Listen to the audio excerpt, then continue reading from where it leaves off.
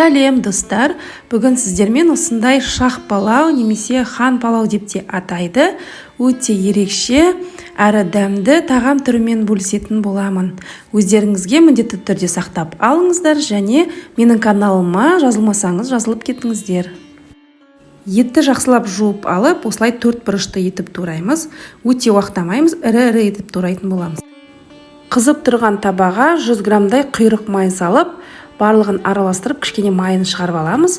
Және оның үстіне кішкентай азғантай ғана мөлшерде сұйық май құйып, етімізді салып, жақсылап барлығын қуырамыз.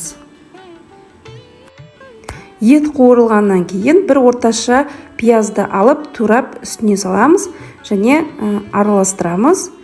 Үстіне дәміне қарай тұз және қара ұнтақталған бұрышты салып, жақсылап тағы да араластырамыз.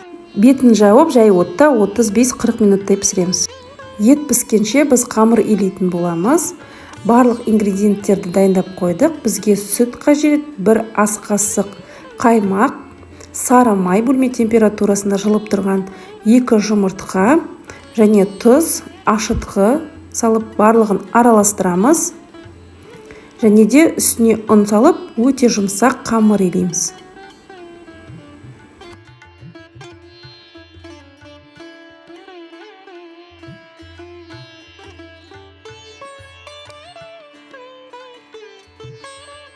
Осындай өте жұмсақ қамыр илеп болдық.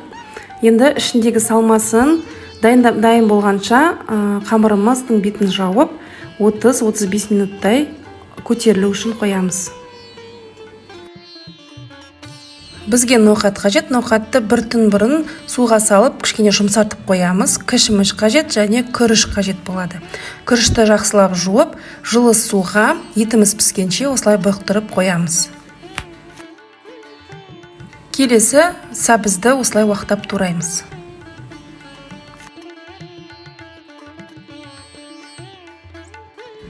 Еттің пісіп жатқанына 35-40 минуттай болды.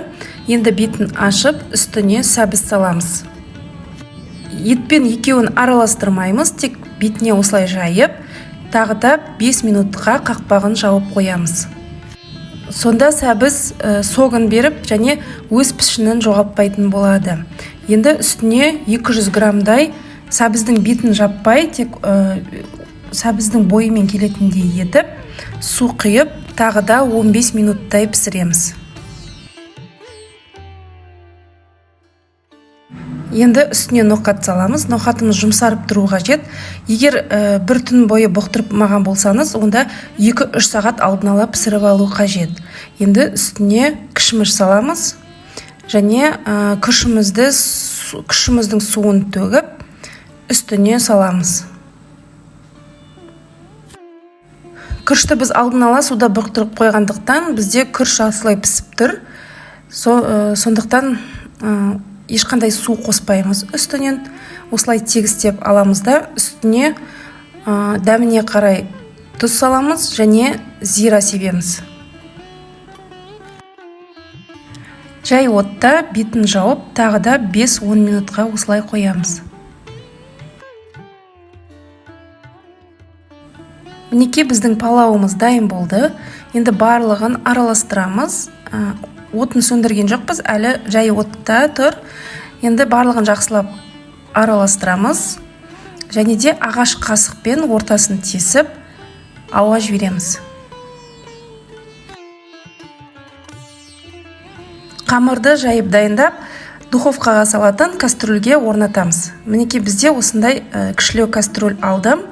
Майлап алдық және астына кунжут сепсек, бізде қазір бетіне, төңкерген кезде бетіне өте әдемі болады. Кез келген дәндерді осылай салуға болады. Мінекей осылай орнаттық қамырымызды.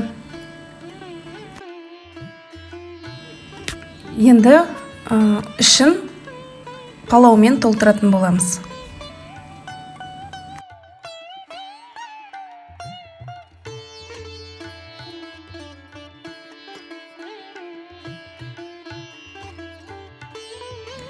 Енді бетін түйеміз және алдын ала қызып тұрған пеште бір 30-35 минуттай қызарғанша пісіріп аламыз. Арнайы ыдысымызды дайындаймыз. Бізде салат жапырақтарын мінекей осылай қойып алдым. Және де бетіне әкеліп палауымызды саламыз. Көріп тұрғандарыңыздай өте әдемі шықты. Қазір кесіп көрсететін боламын. Наны кәдімгідей өте жұп-жұмсақ әрі дәмді болып шығады. Достар, сіздер де осы рецептіні өздеріңізге сақтап, жасап, отбасыларыңызды қуанта беріңіздер. Достар, егер видеом ұнаса, мені қолдап, лайк басып, комментарий қалдырып, және каналыма тіркелмеген болсаңыз, тіркеліп кетіңіздер. Ас болсын!